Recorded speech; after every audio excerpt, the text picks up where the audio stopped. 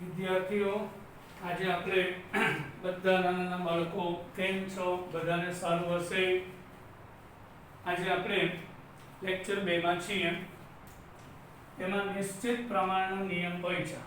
હવે આપણે NEET base ઉપર કામ કરીએ છીએ, નીટ અને જેડબલ. ખાસ સાંભળજો, જ્યારે કોઈ એક સંયોજન ગમે તે રીતે બનાવવામાં આવે, હાઇડ્રોજનની ઓક્સિજન સાથે પ્રક્રિયા થાય તો પણ પાણી બનશે. હાઇડ્રોજન પેરોક્સાઇડનું વિઘટન થાય તો પણ પાણી બનશે, H2O,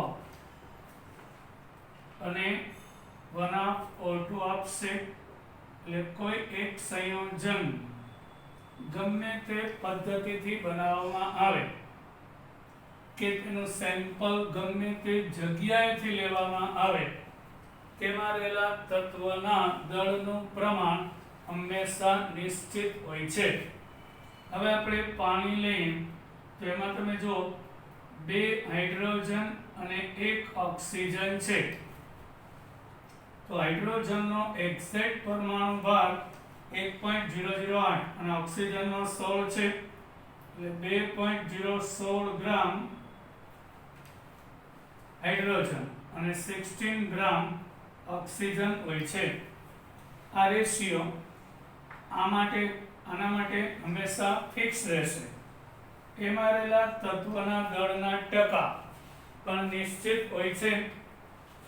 આ વજનનું પ્રમાણ 2:16, 2.016 છે, ધ્યાનમાં ના લઈ. ચલો, તો 2:16 અને 2 વડે ભાંગો એટલે ગુણોત્તર 1:8 રહેશે. બરાબર. પછી કાર્બન ડાયોક્સાઇડ લે વિશ્વમાં કોઈ પણ જગ્યાએથી, તેમાં કાર્બન હંમેશા 44 ગ્રામ અને ઓક્સિજન છે આ 1 કાર્બન 2 ઓક્સિજન, એટલે ઓક્સિજન 16 થશે, એટલે 44:32 આવશે. આ ફિક્સ હોય છે. જો કાર્બન મોનોક્સાઇડ હોય તો એ પ્રમાણ બદલી જશે. અહીંયા કાર્બન 12 ગ્રામ અને ઓક્સિજન 32 ગ્રામ હોય છે, 12:32. એના અડધા કરીએ તો 6:16, અડધા કરીએ 3:8. આ પ્રમાણ આવશે. હવે જો કાર્બન મોનોક્સાઇડ હોય તો એ સંયોજન બદલી ગયું, તેનું પ્રમાણ બદલી જશે. અહીં 12:32 હોય તો અહીં 1 કાર્બનનો 12 અને 12:16, તો આ પ્રમાણ બદલી જશે. પણ કોઈ એક સંયોજન માટે તેમાં રહેલા તત્વના પ્રમાણ દળનું પ્રમાણ નિશ્ચિત હોય છે. હવે આપણે આ પર્સન્ટેજ લઈએ. પાણીનો અણુભાર આપણે પાછો એકવાર ગોતીએ. તેમાં 2 હાઇડ્રોજન 1 ઓક્સિજન. ગણતરીની સરળતા માટે 1 ગ્રામ લઈએ, ઓક્સિજન 16 લઈએ, તો 2 + 16 18 ગ્રામ પ્રતિ મોલ થશે. હવે આપણે એમાં હાઇડ્રોજનના ટકા ગોતવા હોય તો આવું કહી શકાય, 18 ગ્રામ એટલે 100%. પણ એક્ઝેક્ટ વજન કેટલું છે? 2 ગ્રામ. એટલે 100 ગ્રામ H2O હોય તો 100% ટકાવારી થઈ. પણ એમાં ખરેખર 2 ગ્રામ જ છે, એટલે 18 ગ્રામ હોય તો 100%. ટોટલ વજન 18 ગ્રામ હોય તો 100%, તો 2 ગ્રામ એ કેટલું? એટલે આપણી બુક મુજબ સૂત્ર આવશે 2 × 100, એટલે હાઇડ્રોજનના ટકા મળે, એને ભાગ્યા 18, એટલે 11.11% થશે. એટલે ઓક્સિજન માટે સેમ 18 ગ્રામ પાણી હોય તો 100%. એટલે અહીંયા 18 ગ્રામ હાઇડ્રોજન ધારી લે તો 100%. અહીં 18 ગ્રામ ઓક્સિજન ધારી લે તો 100%. પણ ઓક્સિજન એક્ઝેક્ટ 16 ગ્રામ જ છે,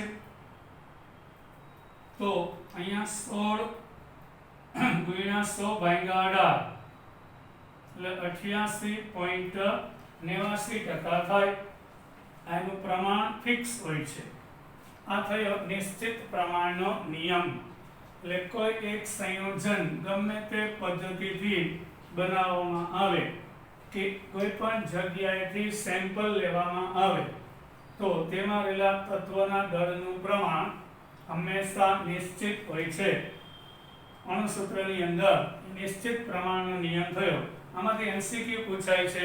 ઓપ્શન આવશે, આપણે જોશું એમસીક્યુ સોલ્વ કરશું ત્યારે.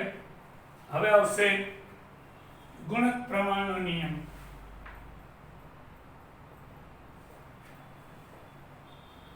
આપણે રાસાયણિક સંયોગીકરણના નિયમમાંનો એક છે ગુણક પ્રમાણનો નિયમ. જ્યારે બે જુદા જુદા તત્વો એકબીજા સાથે સંયોજાય અને એક કરતા વધારે સંયોજન બનાવે. અમે ઘણીવાર કીધું છે 1/2 O2 એટલે 2 ઉડી જાય, એક ઓક્સિજન કહેવાય. એક ઓક્સિજન લખી ના શકાય કારણ કે O2 હોય.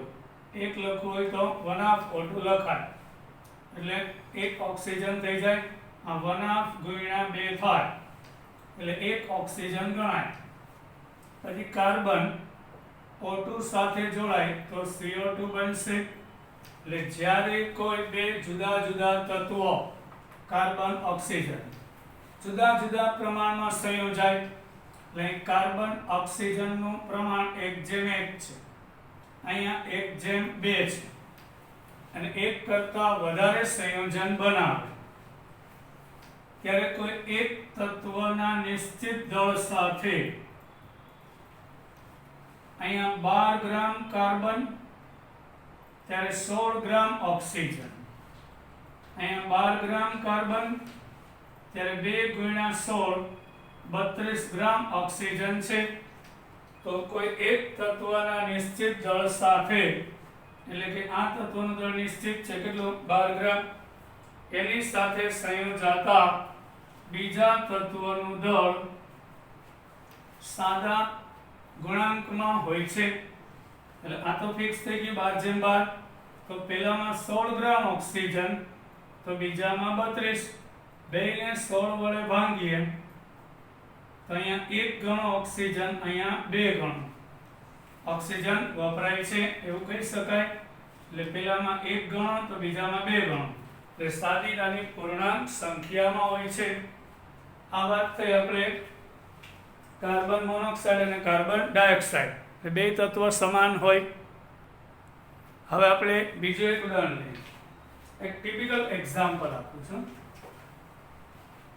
તમને આવું પૂછાશે નીટમાં, નીચેના પૈકી કઈ જોડમાં ગુણક પ્રમાણના નિયમનું પાલન થાય છે? તો આમાં થાય છે. પછી H2O અને H2O2 એમાં થાય છે. કેમ? અહીંયા ઓક્સિજન 1, અહીંયા 2 છે. અહીંયા હાઇડ્રોજન 2, હાઇડ્રોજન 2. તો હાઇડ્રોજન 2 ગ્રામ ત્યારે ઓક્સિજન 16 ગ્રામ. અહીંયા હાઇડ્રોજન 2, ઓક્સિજન 2, હાઇડ્રોજન 2 ગ્રામ તો ઓક્સિજન 32 ગ્રામ. તો પહેલા તત્વનું દળ નિશ્ચિત છે કેટલા ગ્રામ? 2 ગ્રામ. એની સાથે સંયોજાતા બીજા તત્વનું દળ બમણું છે 16:32 એટલે 1:2 નિયમનું પાલન થયું. પછી તમને કહો SO2 અને SO3 હોય, સલ્ફર ડાયોક્સાઇડ ને સલ્ફર ટ્રાયોક્સાઇડ. હા, સલ્ફરનો પરમાણુ ભાર 32 ત્યારે ઓક્સિજન 2 છે એટલે અહીંયા 32 16 32. SO3 માં સલ્ફરનો પરમાણુ ભાર 32 અને 3 ઓક્સિજન છે 16 48 તો 32 કેન્સલ. તો પહેલામાં 32 ગ્રામ ત્યારે બીજામાં 48 થાય. હવે આ કેટલાય વડે ડિવિઝિબલ છે? આને 16 વડે ભાંગો એટલે અહીં 16 × 32 એટલે અહીંયા 2 ગણો અને અહીંયા 3 ગણો એટલે 2:3. એ પણ ગુણક પ્રમાણ થયું. આ રીતે આવશે. હવે એક મસ્ત મજાની વાત આવશે. નાઇટ્રોજન ઓક્સિજન સાથે સંયોજાય તો એક કરતા વધારે સંયોજન આપે. NO બનશે, N2O બનશે, NO2 બનશે, N2O3 બનશે અને N2O5 બનશે. તો અહીંયા ગુણક પ્રમાણના નિયમનું પાલન થાય છે કે નહીં તે જણાવો. નાઇટ્રોજનનો પરમાણુ ભાર 14 છે ઓક્સિજનનો 16 છે NO લઈએ એટલે 14 ગ્રામ અને 16 ગ્રામ N2O માં 2 નાઇટ્રોજન 1 ઓક્સિજન 14 દુ આ 28 ગ્રામ ત્યારે 1 ઓક્સિજન એટલે 16 ગ્રામ 28 જેમ 16 થશે 1 ઓક્સિજન એટલે 16 ગ્રામ થાય એટલે 28 જેમ 16 NO2 લઈ 1 નાઇટ્રોજન 2 ઓક્સિજન 1 નાઇટ્રોજન 14 2 નો 16 દુ 32 થાય N2O3 લે 2 નાઇટ્રોજન 3 ઓક્સિજન એટલે 14 દુ 28 અને 16 તેરી 48 N2O5 લે 2 નાઇટ્રોજન 5 ઓક્સિજન એટલે 14 દુ 28 અને 16 પંચાને 80 થાય હવે તમે જો કોઈ એક તત્વનું દળ નિશ્ચિત હોવું જોઈએ તો તે છે કે નહીં ચેક કરો નથી એકેયનું નિશ્ચિત નથી તો અહીં નાઇટ્રોજન 14 28 28 તો આને 2 વડે ભાંગીશ એટલે 14 થઈ જાય તો આવું કરવું પડે આને 2 વડે ભાંગીશ આને 2 વડે ભાંગવું એટલે 2 વડે ભાંગવાનું એટલે અહીંયા 8 થાય એટલે 14 જેમ 16 14 જેમ 8 આ 14 જેમ 32 આને 2 વડે ભાંગીશ એટલે 14 કારણ કે આનું દળ નિશ્ચિત થવું જોઈએ એટલે 14 કરવા 2 ભાગ્યા અહીં 2 ભાગ્યા એટલે અહીં 24 થાય અહીંયા 2 વડે ભાંગીશ એટલે આ 14 તો આ 40 થાય એટલે પહેલા તત્વ નાઇટ્રોજનનું દળ નિશ્ચિત થયું તો એની સાથે સંયોજાતા બીજા તત્વનું દળ 16 જેમ 8 જેમ 32 જેમ 24 જેમ 40 છે આ બધા જ મૂલ્ય 8 વડે વિભાજ્ય છે એટલે 8 વડે આને ભાંગીશું ઓક્સિજનના દળ માટે એટલે અહીં 2 જેમ 1 જેમ 4 8 જેમ 3 અને 5 થઈ ગયું 2 જેમ 1 જેમ 4 જેમ 3 જેમ 5 વપરાય છે અહીંયા ગુણક પ્રમાણના નિયમનું પાલન થાય છે આવા પ્રશ્ન પૂછાય છે છોકરાઓ હવે આપણે નેક્સ્ટ ગેલિયસ-સેકનો સંયોજકતા કદનો નિયમ વાંચ્યો ગેલિયસ-સેકનો વાયુમય કદનો નિયમ ગેલિયસ-સેકનો વાયુમય કદનો નિયમ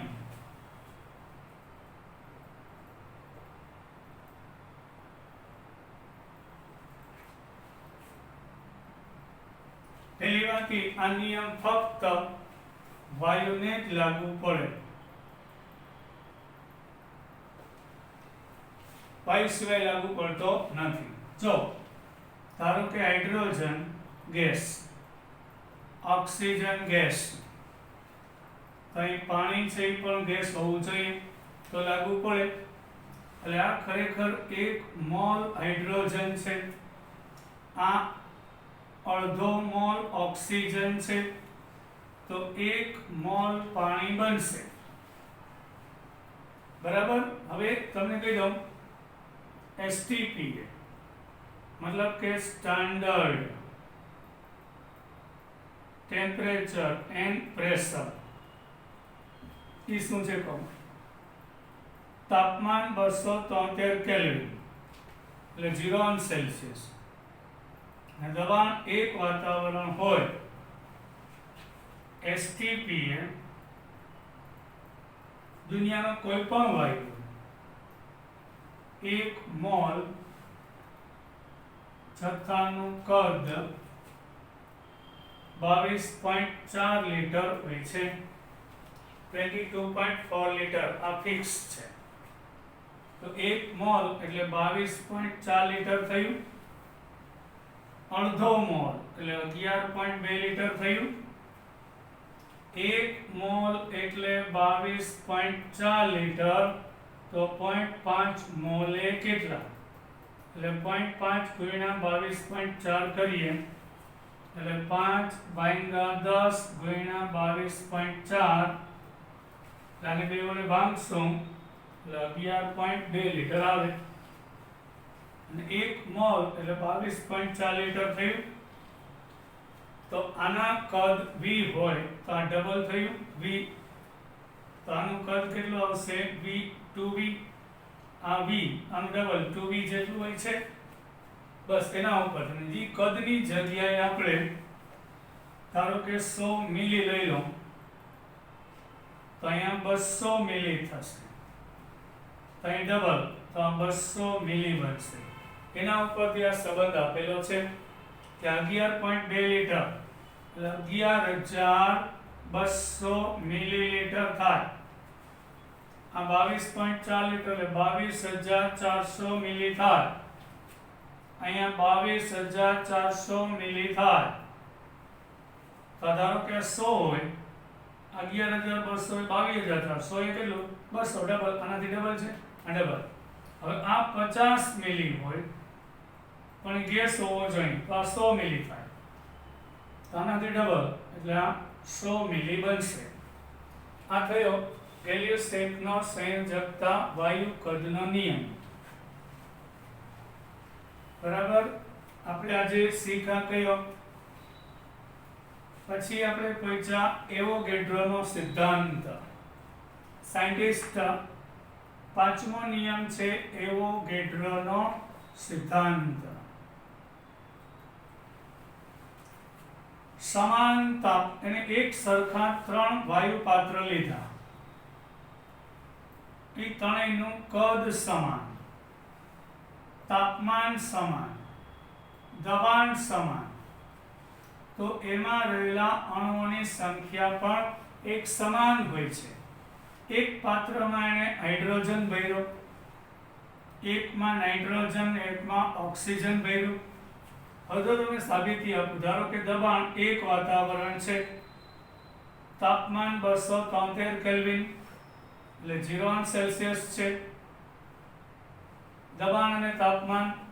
હવે કદ ધારો કે 22.4 લીટર હોય આ ત્રણેયનું, તો હમણાં જ મેં કીધું તો એ જથ્થો 1 મોલ થાય કે નહીં, કારણ કે STP એ 1 મોલ વાયુનું કદ 22.4 લીટર હોય તો ઊંધું 22.4 લીટર હોય તો 1 મોલ થાય.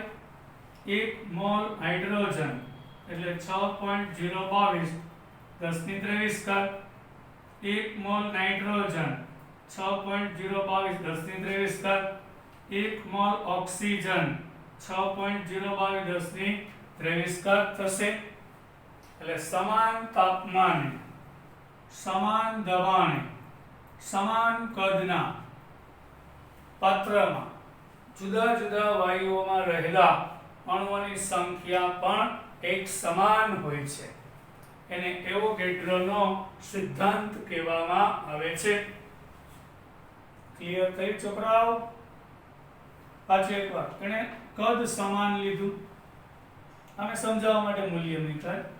દબાણ સમાન લીધું, તાપમાન સમાન લીધું, તો એ ત્રણેય વાયુમાં અણુની સંખ્યા સમાન હોય છે.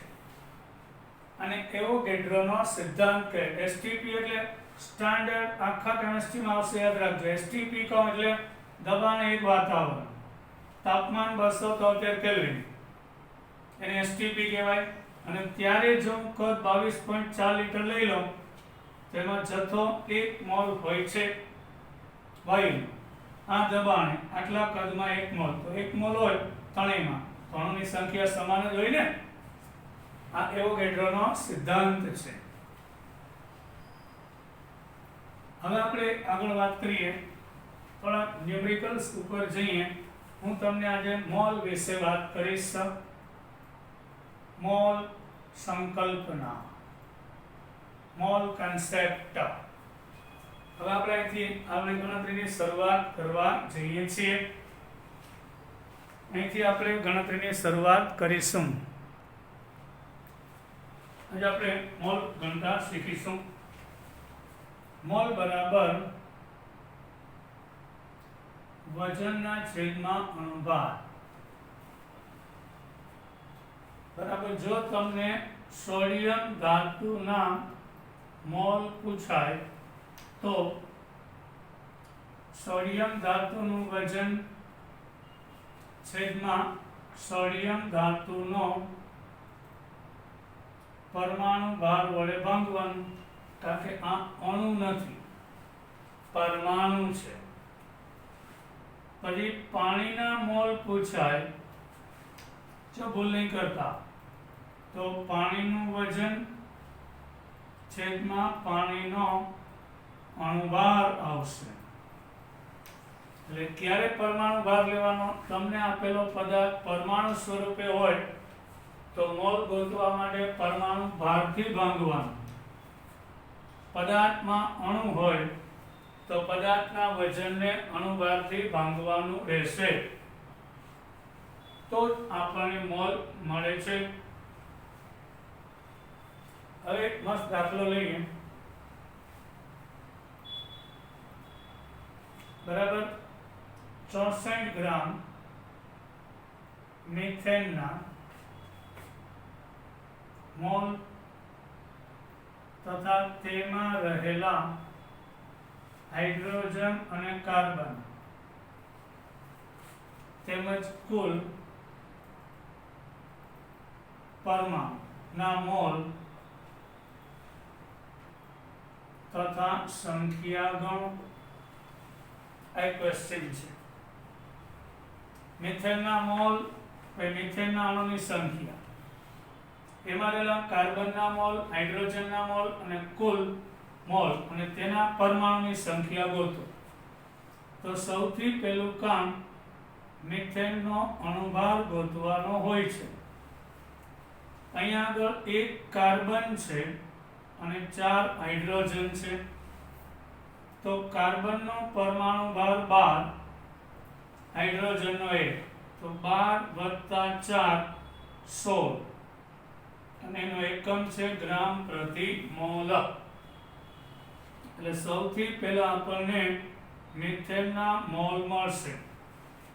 હવે હું સાંકેતિક ભાષામાં લખીશ. મોલ એટલે m, w એટલે વજન, m એટલે અણુભાર, w લખો એટલે વેઇટ, m એટલે મોલેક્યુલર માસ. વજન 64 ગ્રામ છે, અણુભાર 16 છે, એટલે આપણને 4 મોલ મિથેન મળ્યા. આ પહેલો જવાબ, 4 મોલ મિથેન. હવે મિથેનના અણુની સંખ્યા, એના માટે એક શોર્ટકટ કહી દઉં. મોલ ગુણ્યા એવોગેડ્રો આંક. મોલને એવોગેડ્રો આંકથી ગુણવાનું. 4 ગુણ્યા 6.022 × 10 એટલે 24.088 10 × 23 થશે. આ મને મોઢે હોય 6 4 24 અને 22 4 88 મોઢે થઈ જાય એવું છે. હવે આ પોઈન્ટ આ બાજુ લઈ જાય, કારણ કે સાંકેતિક નિરૂપણમાં એક આંકડા પછી પોઈન્ટ હોવો જોઈએ. એટલે 2.4088. હવે પોઈન્ટર ડાબી બાજુ ખસે એટલે 1 ઘાતમાં વધારો થાય, એટલે 2.04088 10 × 24. પણ પોઈન્ટ પછી ત્રીજો આંકડો 8 છે. આપણે આસન મૂલ્ય લેવું છે, એટલે 8 છે 5 કરતા મોટું, આગળ એક આવી જાય, એટલે 2.41 × 10 × 24 મિથેનના અણુઓ આવશે. અહીં સુધી ક્લિયર થઈ ગયું છોકરાઓ? આટલા મિથેનના અણુ મળશે. હવે આપણે કાર્બન અને હાઇડ્રોજનના મોલ ગોતવા છે. તેની તો તમને ટ્રીક જ આપી દો. બરાબર? તો મિથેનના એટલે 1 મોલ મિથેન ડાયરેક્ટ બરાબર એમાં 1 કાર્બન અને 4 હાઇડ્રોજન. એટલે એક અણુ છે એ 1 કાર્બન આપે અને 4 હાઇડ્રોજન આપે પરમાણુ. તો 1 મોલ મિથેન હોય તો 1 મોલ કાર્બન આપે અને 4 મોલ હાઇડ્રોજન આપે. તો આના પર 83. પાછું એકવાર, મિથેનનો 1 અણુ હોય તો 1 કાર્બન અને 4 હાઇડ્રોજન, આવું છૂટું પાડવાનું. તો 1 મોલ મિથેન હોય તો 1 મોલ કાર્બન, અને મિથેનનો એક અણુ તૂટે એટલે એક કાર્બન ને 4 હાઇડ્રોજન આપે કે નહીં? તો એક અણુ એક કાર્બન ને 4 હાઇડ્રોજન આપે છે. તો 1 મોલ મિથેન છે 1 મોલ કાર્બન આપશે અને 4 મોલ હાઇડ્રોજન આપશે, તો 83.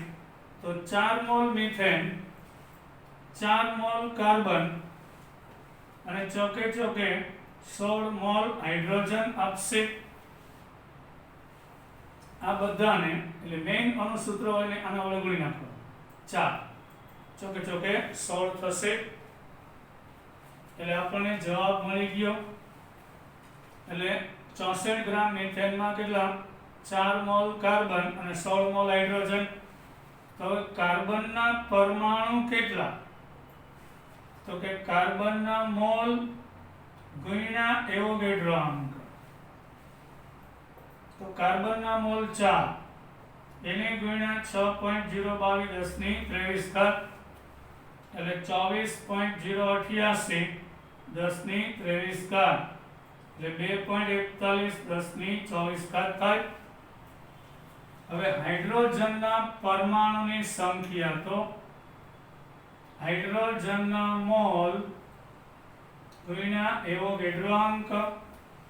તો હાઇડ્રોજનના મોલ 16 છે, 16 ગુણ્યા 6.022 10 ની 23 ઘાત. હવે તમે 16 ગુણ્યા 6.022 કરશો એટલે આપણને જવાબ મળશે 16 ગુણ્યા 6.022 કરીએ 96.35 આવે.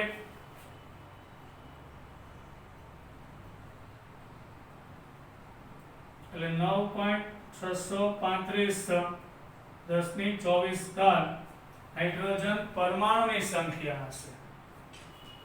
હવે કુલ પરમાણુ કેટલા? કુલ તો 1 મોલ છે 5 મોલ પરમાણુ આપે, એટલે 5 મોલ પરમાણુ થાય. જો 1 2 3 4 5, એક અણુ 5 પરમાણુ આપે તો 1 મોલ 5 મોલ આપે, પણ 4 મોલ કેટલા આપે? 1 મોલે 5 મોલ, તો 4 મોલે 16 ને 4 20, એટલે 20 મોલ ટોટલ પરમાણુ આપે. 1 મોલ મિથેન 5 મોલ પરમાણુ આપે, તો 4 મોલ મિથેન કેટલા? 16 ને 4 20 મોલ ટોટલ પરમાણુ આપે. તો કુલ પરમાણુની સંખ્યા બરાબર કુલ મોલ ગુણ્યા એવોગેડ્રો, એટલે 20 આવશે. એટલે અહીંયા 20 ગુણ્યા 6.022 કરીએ તો 120.44 આવશે.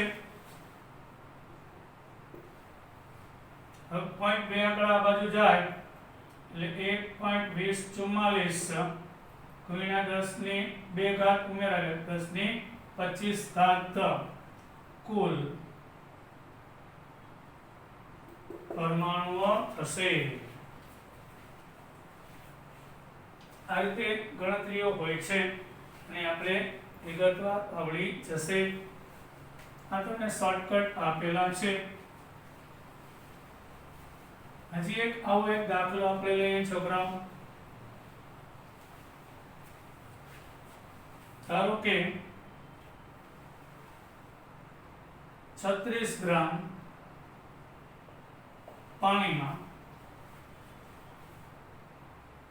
પાણીના મોલ તથા અણુની સંખ્યા શોધો, તેમજ હાઇડ્રોજન અને ઓક્સિજન પરમાણુ અને કુલ પરમાણુની સંખ્યા શોધો. આવું પૂછી શકે છે. તો આપણે પહેલા શું કરવાનું? પાણીનો અણુભાર ગોતવાનો. 2 હાઇડ્રોજન અને 1 ઓક્સિજન ખબર છે. હાઇડ્રોજનનો પરમાણુ ભાર 1, ઓક્સિજનનો 16, એટલે 16 ને 2 18, ગ્રામ પ્રતિ મોલ થશે તો પાણીના મોલ મળી જાય વજનના છેદમાં અણુભાર પાણીનું વજન 36 અણુભાર 18 એટલે 2 મોલ પાણી છે રેડી તો હવે 1 મોલ H2O બરાબર 6.022 10^23 તો 2 મોલ બરાબર કેટલા આવી ત્રિરાશી ના કરવી પડે એટલે ડાયરેક્ટ પાણીના અણુની સંખ્યા બરાબર પાણીના મોલ એને ગુણ્યા એવોગાડ્રોંક 1 મોલ એટલે એમ નાખી દઉં 2 મોલ પાણી એને ગુણ્યા 6.022 10^23 એટલે 12.044 10^23 પોઈન્ટ 1 આંકડો ડાબી બાજુ ખસે એટલે 1 ઘાતનો વધારો થાય એટલે 23 ને 1 24 થશે આમ જાય તો ઘટાડો થાય હવે આપણે હાઇડ્રોજન અને ઓક્સિજનના પરમાણુની સંખ્યા કીધી છે તો પહેલી વાત એ અહીં છૂટું પાડતા આવડે એક અણુ હોય તો એ 2 હાઇડ્રોજન આપે અને ઓક્સિજન આપે તો 1 મોલ હોય તો ડબલ 2 મોલ હાઇડ્રોજન પરમાણુ આપે 1 મોલ ઓક્સિજન પરમાણુ આપે પણ ખરેખર 2 મોલ પાણી છે એટલે ડબલ એટલે 2 દુ 83 1 મોલ પાણી હોય તો 2 મોલ હાઇડ્રોજન પરમાણુ મળે આ અણુ છે આ પરમાણુ છે એક અણુમાં 2 હાઇડ્રોજન છે ને એટલે 1 ના ડબલ થાય એટલે 1 મોલે 2 મોલ તો 2 1 4 તો અહીં 1 છે 1 તો 2 2 તો એના ઉપરથી હાઇડ્રોજનના આ મોલ મેળવો હાઇડ્રોજન રાઉન્ડ કરું છું એ તો આ સમીકરણ ઉપરથી અને આપણો આન્સર 2 મોલ પાણી ઉપરથી 4 મોલ હાઇડ્રોજન 2 મોલ ઓક્સિજન હાઇડ્રોજનના પરમાણુ બરાબર હાઇડ્રોજન પરમાણુના મોલ એને ગુણ્યા એવોગાડ્રોંક તો હાઇડ્રોજન પરમાણુના મોલ 4 છે એને ગુણ્યા 6.022 10^23 એટલે 24.088 10^23 ડાયરેક્ટ 2.1 આ બાજુ લઈ જાય 10^24 હાઇડ્રોજનના પરમાણુ આવ્યા હવે ઓક્સિજનના પરમાણુ કેટલા તો ઓક્સિજન પરમાણુના મોલ એને ગુણ્યા એવોગાડ્રોંક કરવાનો એટલે 2 ગુણ્યા 6.022 10^23 12.044 10^23 એટલે 0.501 આંકડો આ બાજુ લઈ જવાનો એટલે 10^24 થશે હવે મને કુલ પરમાણુ કીધા છે તો કુલ પરમાણુ તો અહીંયા આગળ આના 2 4 મોલ અને આના 2 એટલે 6 મોલ પરમાણુ થાય કુલ ટોટલ તો કુલ પરમાણુ બરાબર કુલ મોલ પરમાણુના કુલ મોલ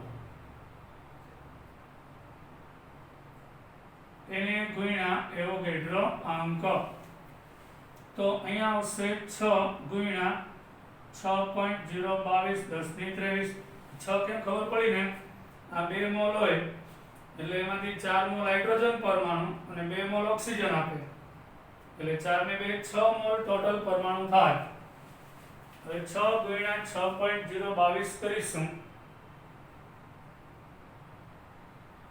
એટલે 36.132 થાય એને ગુણ્યા 10^23 પોઈન્ટ આ બાજુ લઈ જાઓ 6.3.613 10^24 કુલ પરમાણુઓ આવેલા છે આ રીતે ગણતરી કરવાની હોય છે. હવે તમને આજે હોમવર્ક આપું, મજા આવશે.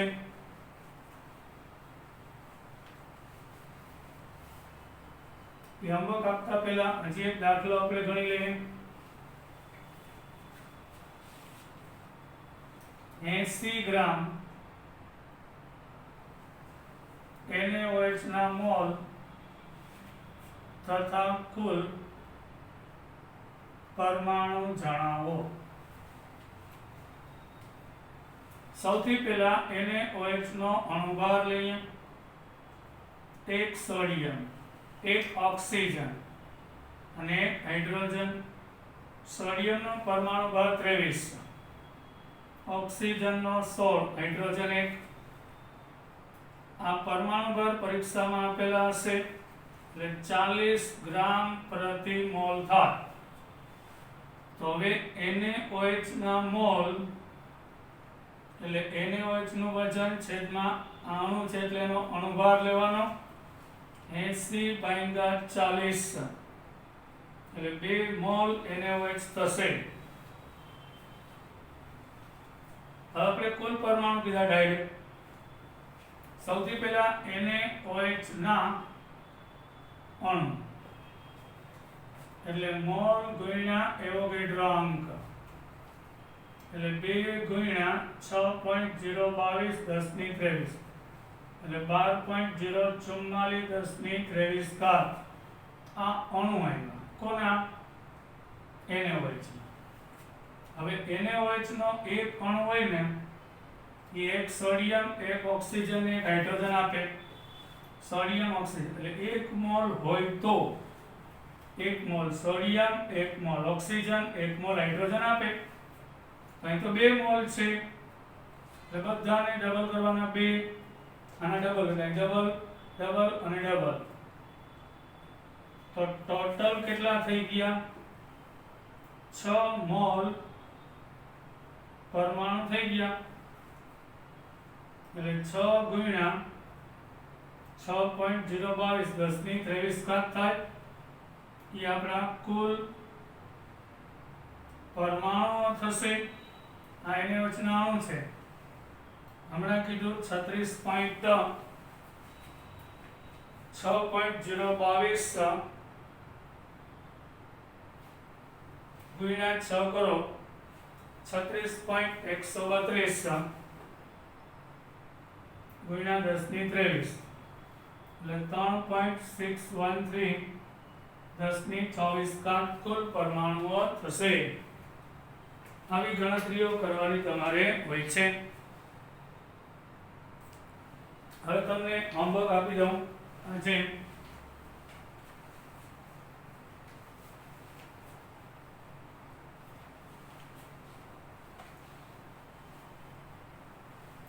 લખીએ ક્વેશ્ચન. 88 ગ્રામ CO2 ના મોલ કેટલા? તેના અણુની સંખ્યા કેટલી? તથા કાર્બન અને ઓક્સિજન પરમાણુની સંખ્યા અને કુલ પરમાણુની સંખ્યા જણાવો. 88 ગ્રામ કાર્બન ડાયોક્સાઇડ છે. હવે લખી લેજો. કાર્બનનો પરમાણુ ભાર 12 અને ઓક્સિજનનો 16 છે. સૌથી પહેલા તમારે CO2 નો અણુભાર ગોતીને મોલ ગોતવાના. એના ઉપરથી CO2 ના અણુ મળે. એના ઉપરથી કાર્બન, ઓક્સિજનના પરમાણુ અને કુલ પરમાણુની સંખ્યા માપી શકાય છે. એટલે જે પૂછ્યું હોય તે ગોતવાનું રહેશે. બરાબર છોકરાઓ? વ્યવસ્થિત ગણતરી કરીને આવજો. હવે આપણે હજી એક દાખલો આપી દઈએ. એમાં ફક્ત મોલ ગોતવાના. 100 ગ્રામ Na2CO3 10H2O ના મોલ કેટલા?